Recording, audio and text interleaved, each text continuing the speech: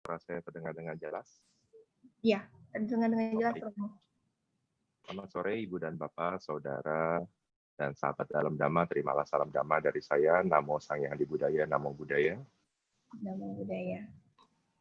Ya, sore yang berbahagia walaupun ada hujan di daerah tempat rumah saya hujan cukup deras. Tentunya akan membawa satu kedamaian bagi kita semua dimanapun kita berada, dan walaupun dalam keadaan bagaimanapun kita harus tetap merasa bersyukur dengan apa yang kita miliki dan kita rasakan saat ini. Untuk sore hari ini saya akan membawakan satu topik. Izinkan saya coba share screen dahulu.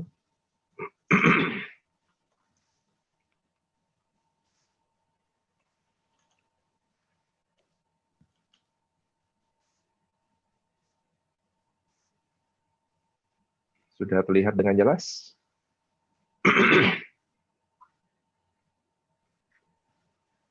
Screen saya sudah terlihat ya? Iya, jelas, Romo. Oke, baik. Terima kasih. Ya, dimulai dari awal Maret hingga sekarang, tentu kita merasakan beberapa hal yang orang mengatakan adalah kita dalam masa pandemi. Nah, apakah pandemi ini membawa dampak bagi diri seseorang atau bagi satu keluarga? Nah, nantinya kita coba berdiskusi. Saya akan coba membawakan beberapa materi dengan topik keluarga, yaitu membina hubungan keluarga di masa pandemi dalam agama Buddha. Sudut pandang yang nanti akan saya bawakan, tentunya saya akan coba berkaca dari kisah yang pernah terjadi pada zaman Buddha. Nanti Ibu dan Bapak, Saudara, sahabat dalam Dhamma bisa mencari tahu latar belakang atau cerita lebih lengkap mengenai Ratana Sutta. Mungkin jadi satu pertanyaan, apa hubungannya masa pandemi sekarang, COVID-19, atau virus corona ini, dengan kejadian pada zaman Buddha, terutama latar belakang lahirnya atau mulai adanya Ratana Sutta. Sebagai garis besar, ketika kota Wesali pada saat itu tertimpa musim paceklik yang kemudian berimbas banyaknya orang yang sakit, kelaparan, dan akhirnya menimbulkan pandemi karena banyak yang meninggal, tidak terawat. Nah, hal-hal yang seperti inilah yang terjadi pandemi. Dan ketika Buddha di Rajagaha, jadi Raja Bibisara, diminta oleh para pangeran dari suku Lichavis, diundang untuk dapat membantu membacakan doa ataupun bantuan berupa kekuatan dari Buddha agar masa paceklik atau pandemi itu dapat berlalu. Nah, Buddha pas diundang ke sana mengutus Yang Arya Ananda untuk membantu suku Lichavis dalam hal mengatasi bencana yang ada. Nah, sebelum Yang Aryananda berangkat, Buddha mengulas tentang Ratana Sutta. Nah, tetapi Ratana Sutta yang diucapkan hanya sampai bait ke-14. Biasanya di wihara kita membacakan Ratana Sutta hanya syair 15, 16, dan 17 saja.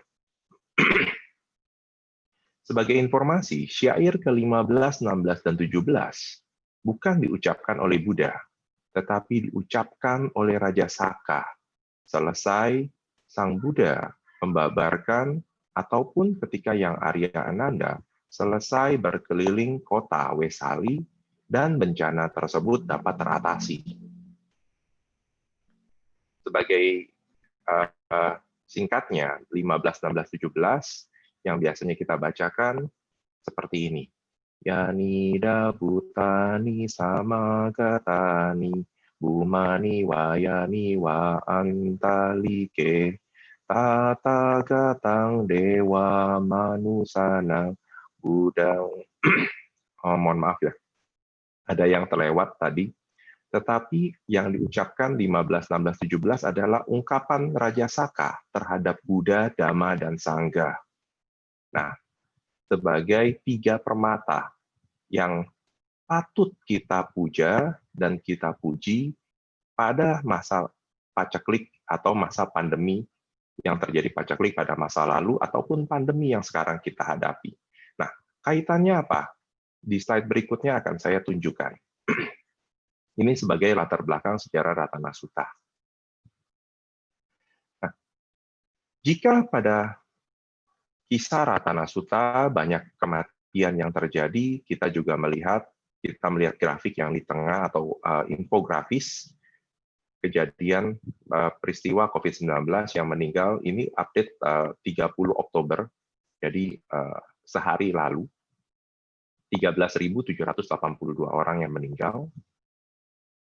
Namun, akibat adanya virus atau masa pandemi COVID-19 ini bukan hanya yang meninggal. Jika kita melihat grafik yang di sebelahnya, banyak terjadi perceraian yang imbas adanya virus corona ini terhadap keluarga, para perumah tangga seperti kita atau garawasa. Nah, bukan hanya perceraian, kematian, tetapi adanya juga tingkat kehamilan pada pasangan usia subur atau PUS. Jadi kalau kita lihat apakah adanya corona ini membawa satu hal negatif, adanya kematian, bisa kita katakan iya. Apakah adanya perceraian, kalau yang kita katakan perceraian sebagai sesuatu yang negatif, bisa kita katakan iya juga. Tetapi ternyata tingkat kehamilan meningkat, baik yang direncanakan ataupun yang tidak direncanakan. Nah, apakah ini dapat kita katakan sebagai sesuatu yang negatif? Belum tentu. Nah, namun ada hal yang dampaknya imbas kepada perumah tangga, mereka yang bekerja, dan kemudian mereka diputus kerja atau PHK akibat perusahaan banyak yang merugi atau tutup. Nah, hal yang seperti ini tentunya membawa dampak yang negatif kita katakan, karena hilangnya pendapatan atau income yang mereka harus gunakan dalam kehidupan sehari-hari untuk menunjang keluarga mereka. Nah, kalau kita melihat angka-angka yang tertera sekarang, kita akan menilai tentunya ini adalah lebih banyak negatif dibandingkan positifnya. Namun,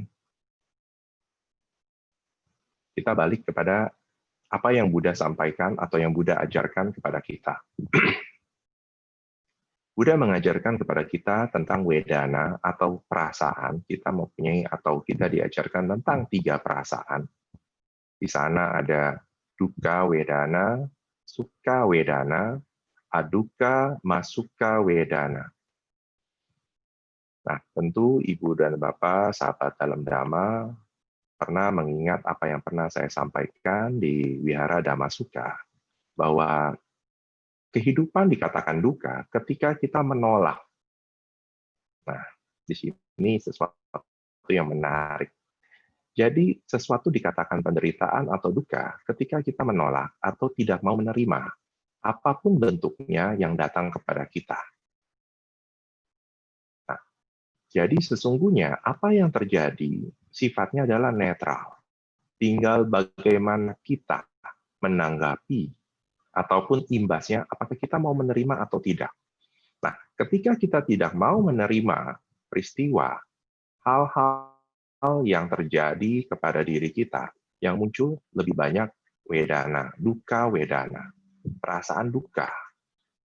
Nah, kalau kita tidak menolak, ini sukha yang muncul. Dan apakah netral? Inilah yang dikatakan sebagai adukkha samukha.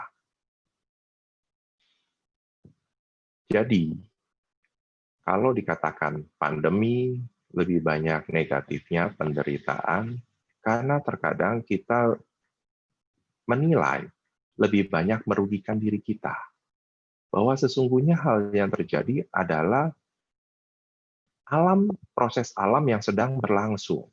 Nah, namun karena kita tidak siap, karena merugikan diri kita, karena kita tidak mau menerimanya, sehingga kita katakan sebagai dukkha, pandemi, bencana. Contoh yang lain, jika terjadi Gunung Merapi meletus, apakah kita harus menahan gunung itu supaya tidak meletus? Tentu tidak. Alam berproses seperti itu. Nah, tentunya adanya virus ini juga berkembang karena kondisi alam yang berubah. Ini yang harus kita pahami bersama. Bukan berarti kita harus menerima pasrah, bukan. Tetapi bagaimana kita menanggapi supaya kita tidak terjebak dalam konsep pesimis bahwa ini adalah duka dan duka ini sifatnya mutlak, tidak. Justru karena kita belajar ajaran Buddha, duka ini mempunyai anicca juga, sifatnya tidak kekal, bahwa dia dapat berubah. Nah, segeralah kita merubah apa yang terjadi pada diri kita. Jika kita merasa menderita, pada hari ini kita merubah pola pikir kita supaya kita dari proses duka wedana menjadi suka wedana ataupun minimal netral. Kaitannya apa? Karena ketika terjadinya badai pandemi ini adalah cara kita untuk menjadi tenang di dalam badai, calm in the storm. Yang Mulia Bante Thich dalam satu topiknya juga membicarakan hal ini. Beliau menyampaikan topik tentang calm in the storm ini sudah cukup lama, sekitar 3 atau 4 tahun yang lalu. Tapi cukup relevan dalam masa kita sekarang di masa pandemi ini, terutama sebagai perumah tangga. Kenapa? Karena tadi banyak infografis yang menggambarkan adanya PHK yang cukup besar yang bisa menimbulkan tingkat perceraian ataupun tingkat kematian. Nah, bagaimana rumah tangga, suami, istri, ataupun mereka yang sudah mempunyai anak, supaya tidak terombang-ambing adanya badai pandemi ini.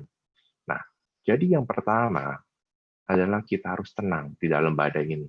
Karena dalam ketenangan ini kita dapat melihat sesuatu yang belum pernah kita perhatikan sebelumnya. Mungkin kita selalu berpikir bahwa badai akan membawa selalu kerugian. Tidak. Justru pada saat adanya badai ini, kita dapat memperhatikan yang dulunya kita tidak pernah perhatikan. Mungkin ketika adanya pertama kali pandemi di Indonesia, sekolah-sekolah diliburkan dan akhirnya dimulai dengan PJJ, pelajaran jarak jauh, baru orang tua memperhatikan anak-anaknya belajar bagaimana. Suami memperhatikan istri yang mungkin yang tidak bekerja, ataupun istri yang memperhatikan suami yang tidak bekerja. Nah, hal-hal yang kecil-kecil ini mulai terlihat.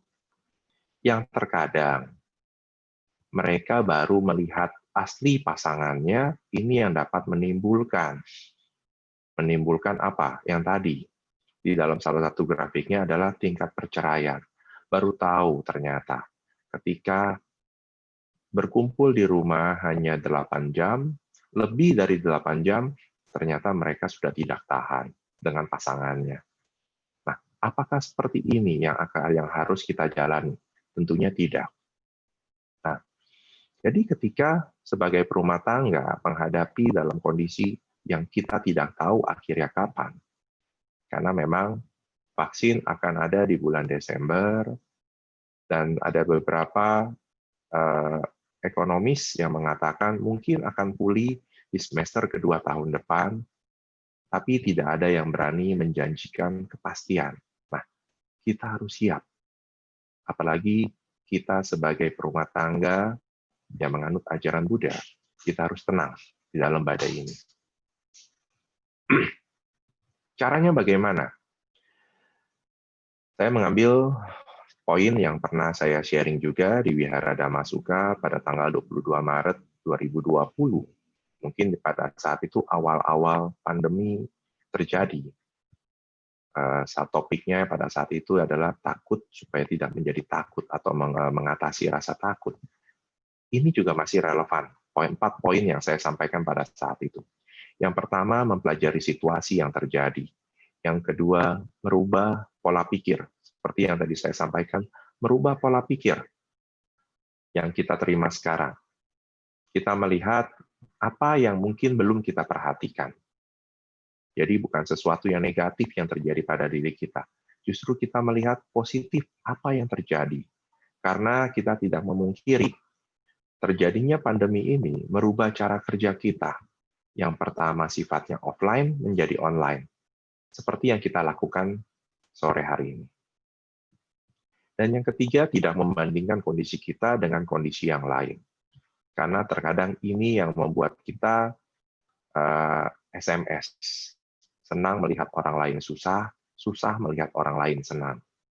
Nah, coba jangan bandingkan diri kita. Setiap manusia mempunyai keunikan, setiap keluarga mempunyai nilai-nilai sendiri yang harus diterima atau dijalani.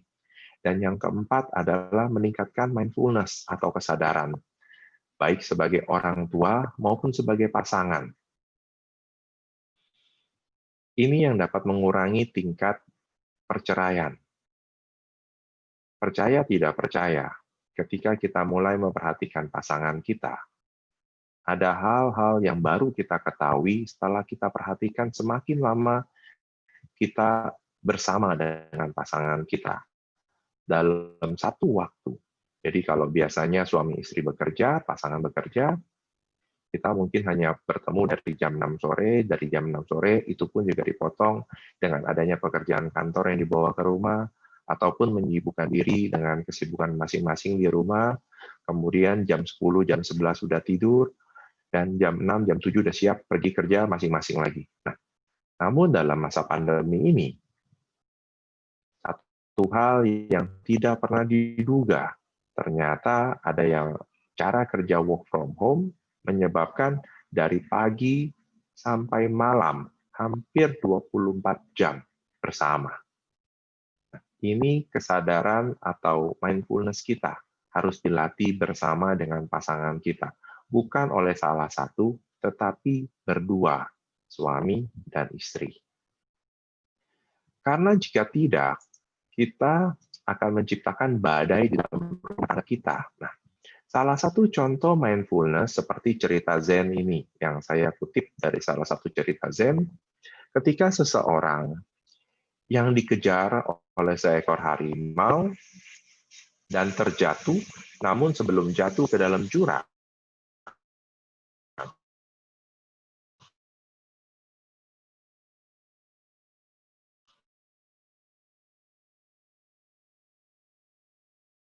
dia dapat makan harimau.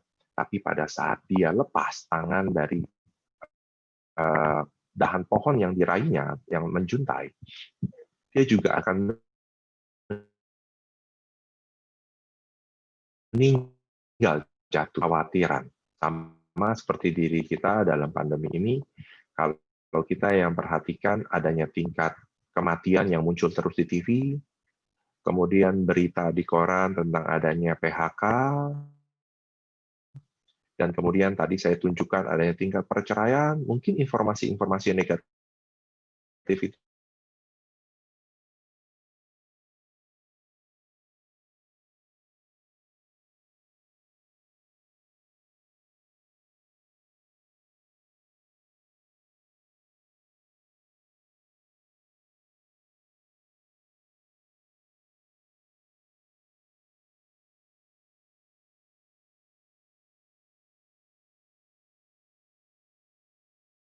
momen sekarang yang kita rasakan.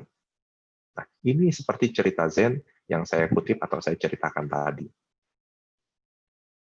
Karena jika kita tidak tenang di dalam badai, kita membuat badai dalam rumah. Ini seperti meme yang saya tampilkan sekarang. Ini bagi orang tua yang mempunyai anak. Jadi kalau hari pertama mungkin orang tuanya seperti Barney ya. Tetapi hari kedua mulai muncul taringnya seperti seekor harimau. Hari ketiga ini seperti dinosaurs. Dan hari keempat dan seterusnya, hari ke-11 ini bahkannya. Udah seperti naga. Nah, apakah mau kita menciptakan badai di tengah badai? Jadi karena badai COVID ini, orang tua yang anak-anaknya di rumah, akhirnya menciptakan badai yang seharusnya kita anak-anak merasa nyaman, pasangan merasa nyaman. Yang terjadi apa? Malah ribut melulu. Rasa takut malah muncul di diri anak ataupun pasangan. Ataupun yang kedua ini, Ini yang pasti terjadi di rumah ibu dan bapak, sahabat dalam Dharma, selama masa pandemi ini. Ataupun yang ketiga, kalau bukan anaknya yang pusing, orang tuanya yang pusing. Ya, orang tuanya yang pusing. Kenapa? Karena harus menyusun jadwal pelajaran online dan kemudian mengirimkan tugas-tugas online anaknya kepada guru-gurunya. Guru-guru anaknya via online juga. Nah, terutama bagi orang tua yang jarang berkomunikasi dengan melalui teknologi, ini yang menjadi membuat beban. Ini yang muncul badai baru. Orang tua bisa menjadi merasa tertekan, stres. Nah, kalau sudah terjadi stres ini, bagaimana hubungan yang baik terbina antara orang tua dengan anak ataupun suami dan istri? Kenapa? Mungkin lebih banyak dominasi ibu atau istri yang membantu anak-anaknya. Sehingga tekanan lebih banyak terjadi pada sang istri. Nah, kalau sudah tertekan dengan pekerjaan anak-anaknya, akhirnya menjadi memuncak, singgungan sedikit dengan sang suami, ini bisa menimbulkan letupan, bahkan ledakan. Jadi seperti dinamit yang terpercik oleh api sedikit bisa langsung meledak. Ataupun seperti bensin, terpercik api sedikit bisa langsung terbakar. Nah, hal-hal seperti inilah yang seharusnya kita hindari atau hindarkan. Bahwa di dalam badai ini justru kita harus tenang, bukan menciptakan badai dalam badai.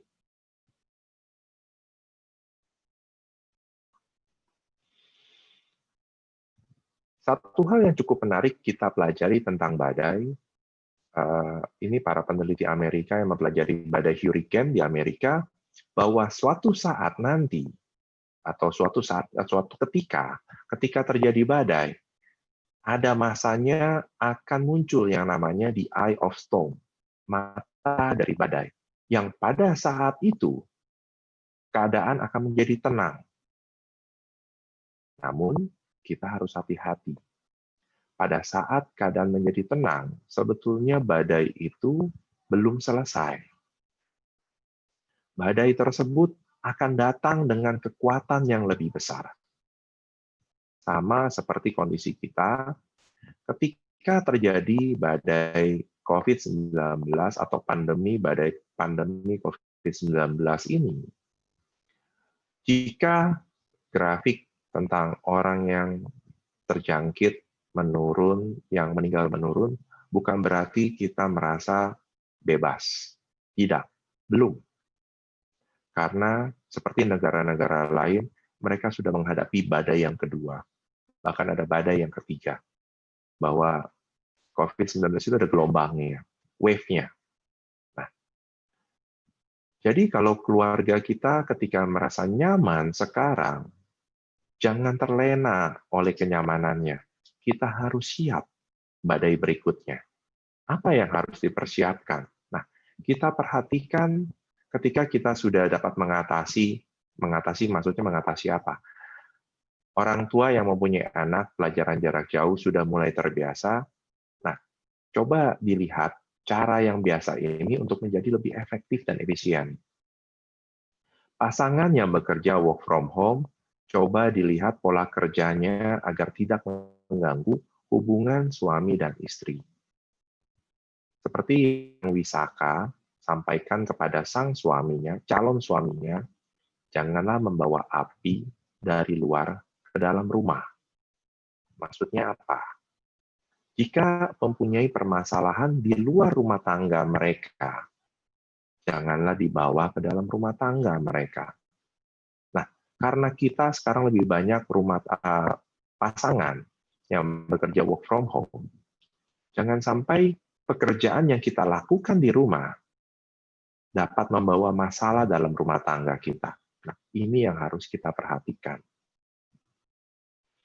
Jadi selain jika memang keluarga yang, oh Romo, saya tenang-tenang aja kok, keluarga saya aman, tentram, loh jinawi.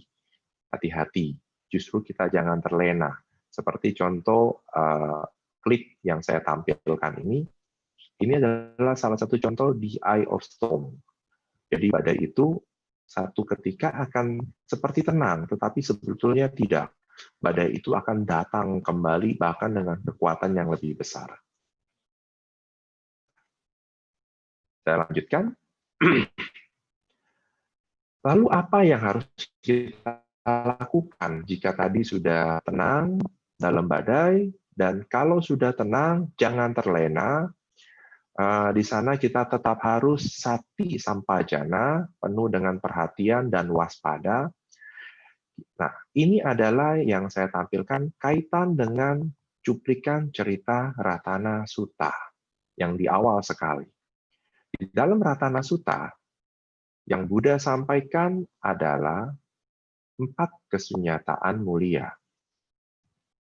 Bahwa mereka yang dapat mempraktekkan atau dapat melihat 4 kesunyataan mulia, mereka dapat terbebas dari bentuk-bentuk penderitaan. Romo, hubungannya apa? 4 kesunyataan mulia, apalagi dengan masa COVID ini.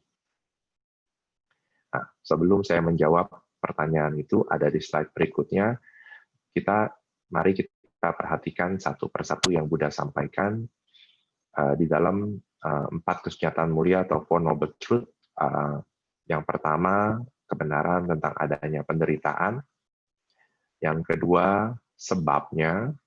Yang ketiga, solusi dari penderitaan tersebut. Dan yang keempat adalah implementasi dari solusi itu. Nah,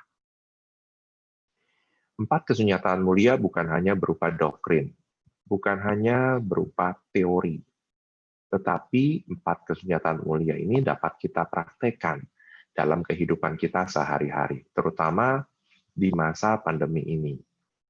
Bagi mereka perumah tangga yang mungkin mempunyai permasalahan secara ekonomi, hubungan sosial, jadi ekonomi karena mungkin di PHK, hubungan sosial karena adanya PHK menimbulkan ketidakharmonisan antara suami dan istri, ataupun hubungan sosial ini tentang pelajaran anak tadi malah membawa dampak yang merugikan. Kenapa? Karena orang tua harus berinvestasi terhadap alat-alat atau gadget yang diperlukan. Kalau biasanya anak-anak dilarang untuk dibelikan handphone karena khawatir main game di handphone, tetapi sekarang jadi mandatori untuk anak belajar lewat pelajaran jarak jauh. Nah, mau tidak mau orang tua harus menginvestasikan anaknya berupa gadget ataupun laptop. Nah, hal-hal seperti ini tentunya membawa perubahan. Bagi mereka yang tidak siap, hal seperti ini menimbulkan gejolak baru. Tadi yang saya katakan, badai dalam badai. Nah, lalu kaitannya dengan 4 kesunyataan mulia dapat dilihat seperti slide berikut ini. Hal-hal yang kita tidak siap terima akan menimbulkan stres, yang tentunya tadi menimbulkan badai dalam badai. Nah, kita dapat atasi masalah tersebut dengan cara 4 kesunyataan mulia. Nah, seperti bagan yang tertera di depan Ibu dan Bapak sahabat dalam Dhamma sekalian. Jadi yang pertama, kita dapat membuat list atau mencari tahu aspek yang dapat menimbulkan stres bagi diri kita, ataupun pasangan, ataupun anak. Dan yang kedua, kita mulai menilai resiko-resiko yang muncul dari poin pertama yang sudah kita buat list. Jadi kita tahu penyebab-penyebabnya apa saja dari list yang sudah kita buat yang pertama. Kemudian yang ketiga, kita coba lihat solusi-solusi apa saja yang harus kita lakukan dari poin 1 dan poin 2. Nah, poin keempat, kita lakukan pembenaran dari yang ketika kita tahu masalahnya, 4 ini kita jalankan solusi-solusinya. Dan kita monitoring, kita monitor terus-menerus, apakah masih muncul poin 1 yang dari poin 1, sehingga dia akan berulang ke poin 2. Nah, cara seperti ini yang dapat menjaga hubungan rumah tangga, hubungan keluarga, hubungan suami dan istri, ataupun orang tua dan anak. Terkadang kita tidak memperhatikan, mungkin kita menggunakan quotes dari flow. mengalir seperti air saja. Kita ikuti arus saja. Tapi karena kita mengikuti arus, akhirnya kita tidak memperhatikan apakah pada saat itu arus itu kencang ataupun arus itu halus sekali. Nah, di masa pandemi ini kita mempunyai kesempatan untuk introspeksi, melihat tadi, menimbulkan kesadaran. Sakti kita dimunculkan lebih dari masa sebelumnya. Kita mulai memperhatikan apa yang terjadi pada anak-anak kita. Apa yang membuat anak-anak kita menjadi tertekan. Apa yang membuat pasangan kita tertekan. Apa yang membuat diri kita menjadi tertekan. Setelah kita tahu, kita coba kembangkan di poin kedua tadi. Penyebabnya apa saja? Apakah pelajaran yang terkadang belum pernah dipelajari karena caranya berbeda? Kalau di sekolahan, anak-anak lebih mudah mengerti, tapi kalau melalui online, lebih sulit. Nah, sebagai orang tua atau yang pernah mengecap pendidikan seperti anaknya, ini dapat mengajari. Ataupun pasangan. Kita coba melihat emosi pasangan kita. Apa yang terjadi pada dirinya? Memang yang paling sulit adalah melihat apa yang terjadi pada diri kita. Karena kita biasanya lebih mudah melihat yang di luar dibandingkan melihat yang ke dalam. Nah, di kesempatan yang sekarang ini, coba perhatikan apa yang muncul di dalam diri kita, pasangan, dan orang-orang sekeliling kita di dalam keluarga. Nah, setelah itu baru kita melihat solusi-solusi yang mungkin, dan yang keempat baru kita laksanakan. Nah, inilah kaitan adanya Ratana Sutta yang Buddha tekankan tentang 4 kesunyatan mulia bisa kita praktekkan dalam membina hubungan di masa pandemi ini. Jadi bukan sebatas teori. Mungkin saat ini kita hanya menghafal 4 kesunyatan mulia. Tidak. Dengan cara kita melihat 4 kesunyatan mulia, kita gunakan untuk mengatasi masalah yang muncul atau tekanan yang muncul dari masalah tersebut di dalam diri kita dan keluarga kita. Lalu, kalau yang spesifik kepada pasangan, apa yang harus kita lakukan? Di sini kita bisa menerapkan 5 bahasa cinta dari Gary Chapman. Saya mengambil dari Gary Chapman.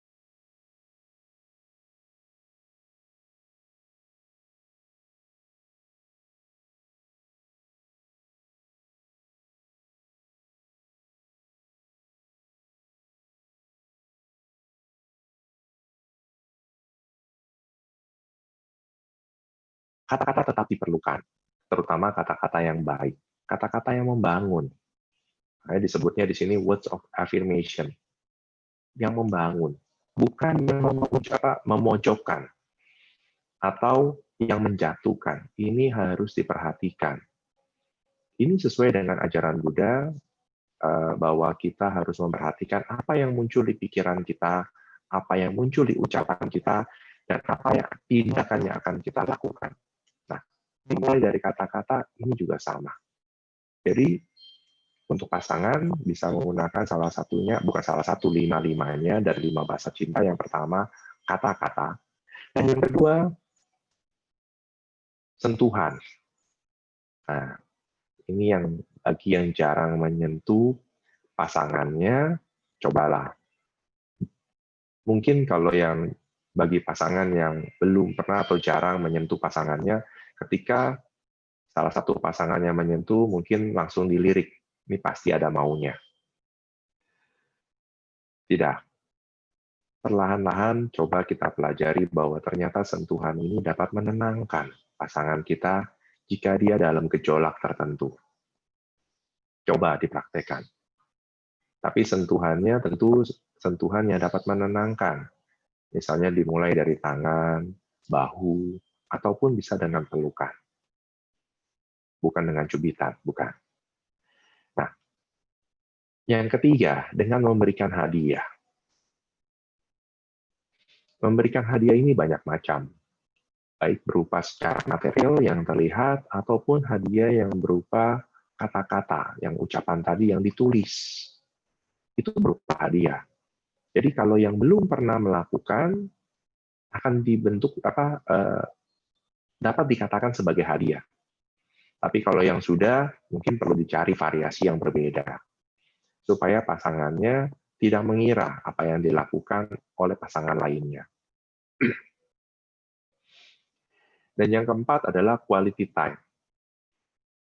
Tadi di awal saya mengatakan karena adanya work from home, setiap pasangan ini akhirnya dalam 24 jam selalu bersama. Tetapi apakah mempunyai quality time? Nah, ini yang kurang.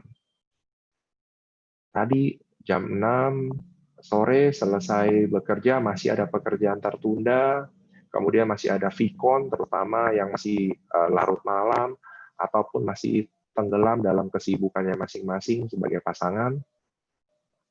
Coba sempatkan diri quality time. Bisa setiap hari, waktunya tidak perlu panjang, ataupun di akhir minggu. Ya, seperti saat sekarang. Ada quality time yang bisa dihabiskan bersama, ini bisa diberikan oleh pasangan, ataupun dengan anak bagi yang sudah mempunyai anak. Ada quality time untuk mereka. Dan yang kelima adalah pelayanan. Maksudnya apa pelayanan? Nah, ini mungkin bagi para suami, kalau yang belum pernah atau jarang untuk cuci piring, nah, cobalah luangkan waktu untuk cuci piring, tunjukkan. Tapi bukan mencari perhatian, bukan. Tetapi dengan tulus melakukan pelayanan ini. Ataupun mengepel, menyapu. Nah, tapi kalau yang sudah sering, tingkatkan.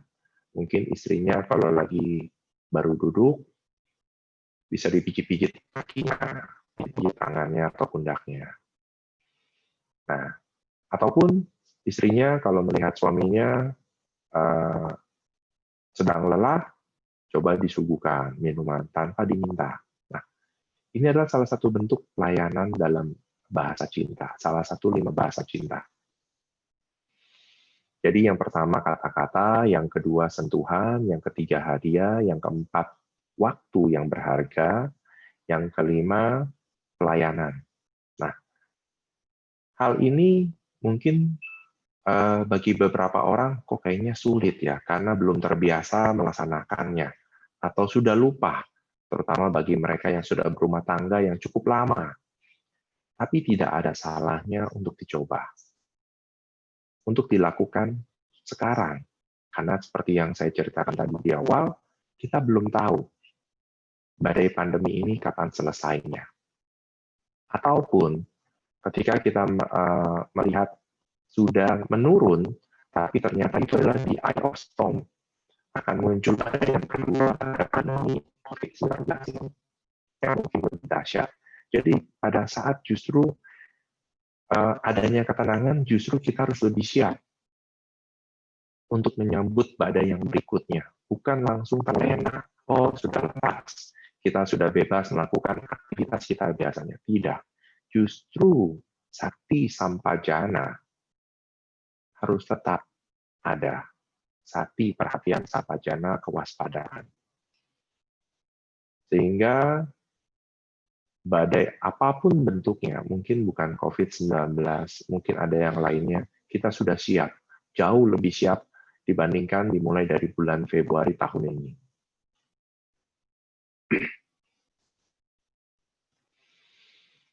Dan sebagai penutup, awal dari sejarah Ratana Sutta, ini adalah kutipan dari Dhammapada.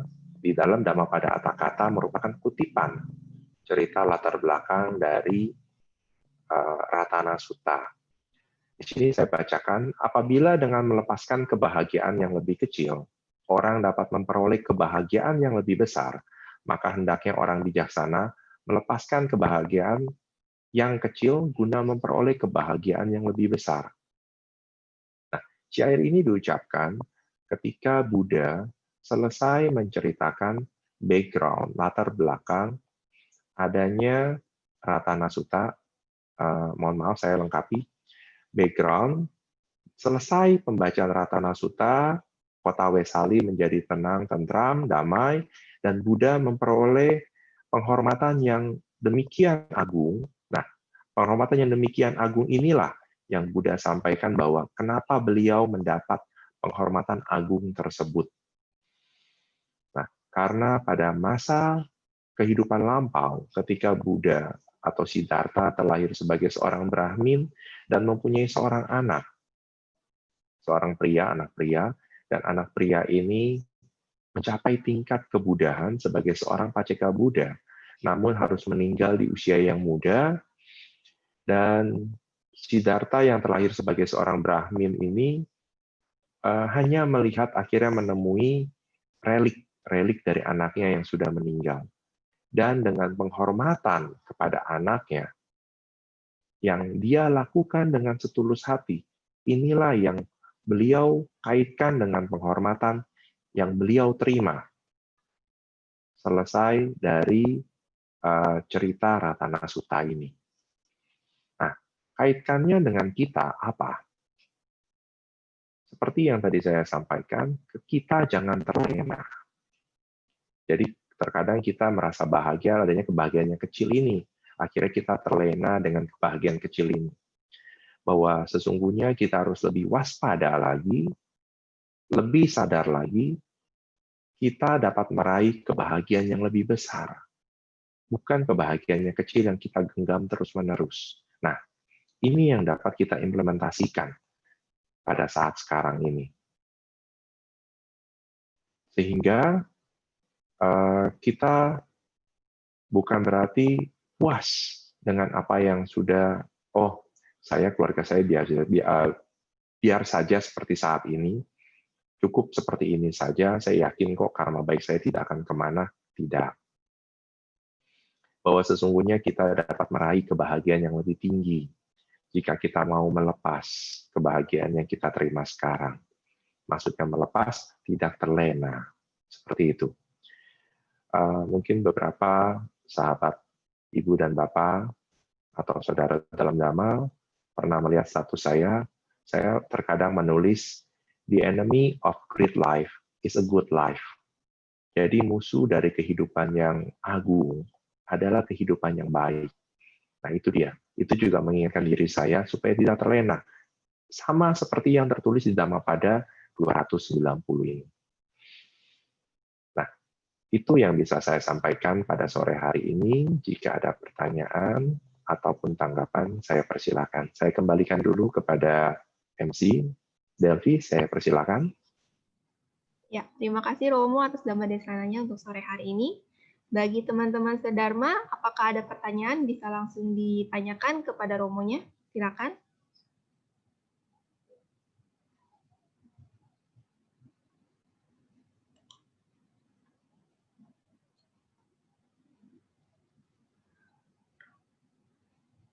Yang ingin bertanya bisa langsung raise hand, nanti kita unmute dari sini.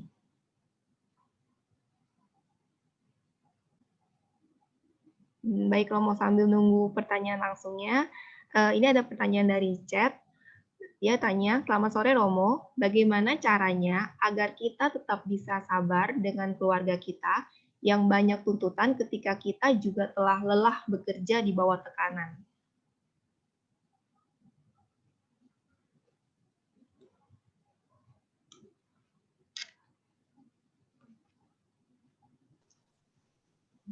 Ya, seperti yang mungkin ini kalau saya katakan teori, tapi memang harus dipraktekkan. Kita harus tenang, walaupun tekanan itu ada. Pertama memang harus tenang, supaya kita tahu, kita dapat mempraktekkan, sebentar tadi. Nah, ini dia. Ketika tenang, kita dapat melakukan identifikasi masalah atau tekanan yang muncul ke kita karena apa. Terkadang kita stres, kita tidak tahu yang menekan ini apa. Nah, jadi memang pertama yang harus dilakukan, kita harus tenang. Jadi kalau bagaimana untuk menjadi tenang, sebetulnya ini saya katakan bolak-balik ya. Nanti bisa dikatakan benar atau salah. Ada yang mengatakan untuk menjadi tenang harus bermeditasi. Justru saya katakan kurang tepat. Anda harus tenang untuk dapat melaksanakan meditasi. Ya, jadi bukan meditasi yang menenangkan Anda, tetapi Anda sendiri yang harus menenangkan tadi. Calm in the storm. Kita harus tenang dulu. Nah, setelah itu baru kita bermeditasi. Bermeditasi ini akan dapat melihat yang muncul di pikiran kita.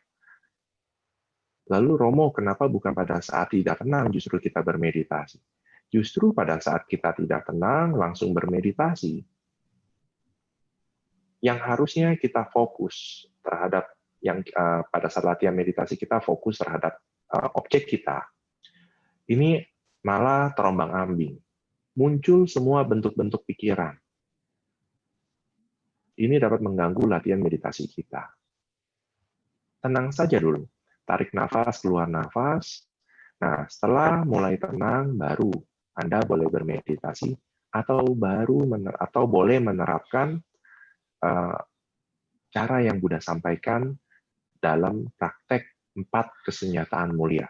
Saya sekali lagi katakan praktek 4 kesenjataan mulia, bukan teori atau menghafalnya. Prakteknya bagaimana ini? Seperti kata di depan Anda semua, identifikasi masalahnya, coba kita buat list. Yang kedua, mulai kita nilai risiko yang muncul apa saja dari masalah-masalah tersebut. Nah, yang ketiga, coba kita cari solusi-solusinya dengan menguasai risikonya.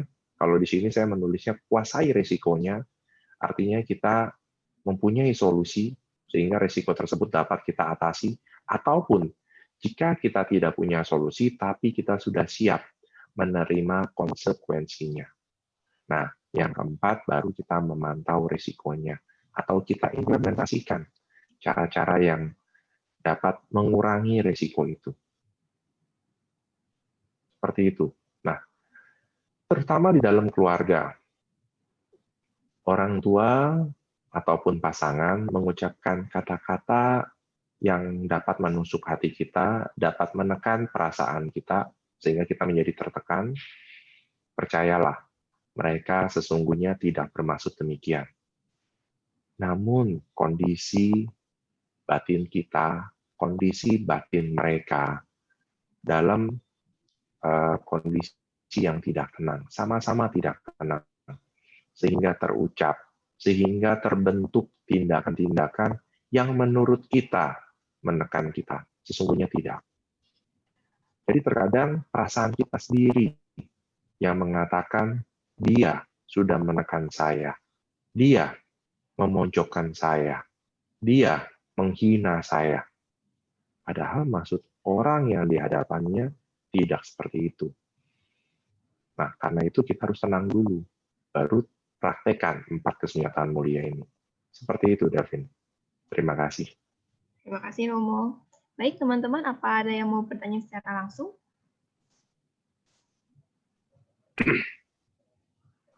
Oke, Romo ada pertanyaan lagi di chat. Romo, apakah seorang anak dapat memberikan nasihat kepada orang tuanya, walaupun orang tuanya tidak mau mendengarkan? Apa yang harus kita lakukan? Nah, ini memang serba salahnya seorang anak. Kalau anak menasihati orang tua biasanya mempunyai senjata dari masa ke masa selalu sama. Kamu tahu apa? Saya orang tua kamu. Lebih banyak makan garam daripada kamu. Nah, biasanya seperti itu. Saya tidak tahu orang tuanya, tapi yang saya selalu dengar seperti itu. Nah, apakah kita dapat menasihati orang tua? Bisa. Caranya bagaimana? Apakah dengan cara menggurui? Tergantung kondisinya. Tapi kalau tadi pertanyaannya orang tuanya tidak mau mendengar, nah, jika memang orang tuanya tidak mau mendengar, kita tunjukkan dengan perbuatan kita. Kita memberitahu dengan perbuatan atau cara kita, sehingga mereka dapat melihat yang kita lakukan. Memang efektif, Romo. Kalau Ibu dan Bapak sahabat dalam Dhamma membaca buku Karmala Pencipta Sesungguhnya, tulisan dari Dr. Mentimon, Di salah satu buku di bab itu menceritakan kisah tentang Bhikkhu Sona. Bhikkhu Sona mempunyai orang tua yang papanya kalau tidak salah ayahnya yang meninggal. Namun Bhikkhu Sona melihat bahwa bukan melihat ya, menilai orang tuanya akan terlahir di alam yang tidak menggembirakan. Yang dilakukan Bhikkhu Sona adalah mengajak, bukan hanya menasihati bapaknya atau ayahnya untuk dapat melakukan puja di depan stupa atau pagoda, tidak. Tetapi beliau mengajak ayahnya untuk bersama-sama melakukan puja di depan pagoda.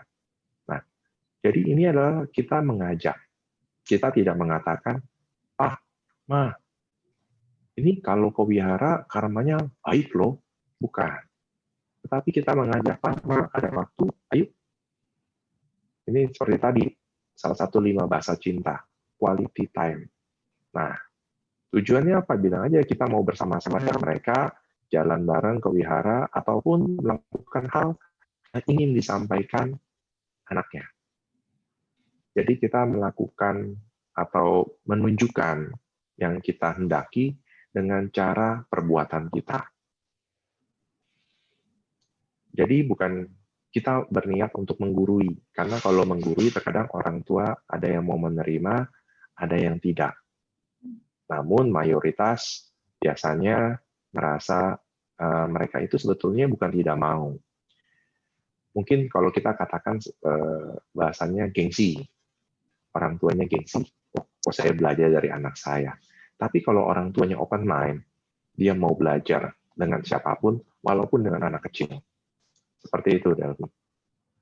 Baik, terima kasih Romo. Ya. Teman-teman ada yang ingin bertanya lagi?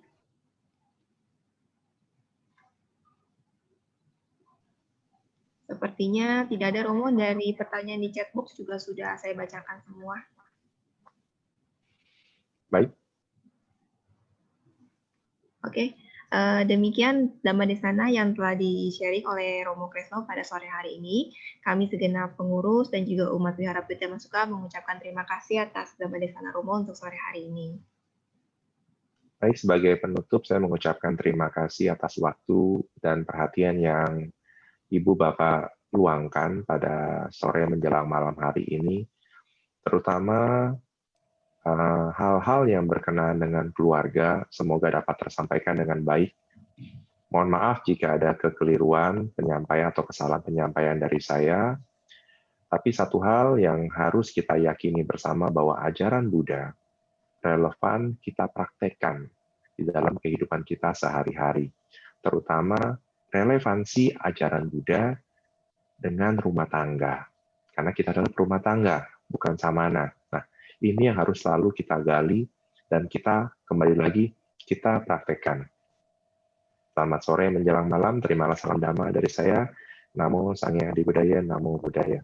Semoga semua makhluk berbahagia. Sadhu, sadhu, sadhu. Terima kasih, Delvi. Terima kasih, Romo. Baik, Bapak dan Ibu. Sebelum kita tutup kebaktian sore hari ini,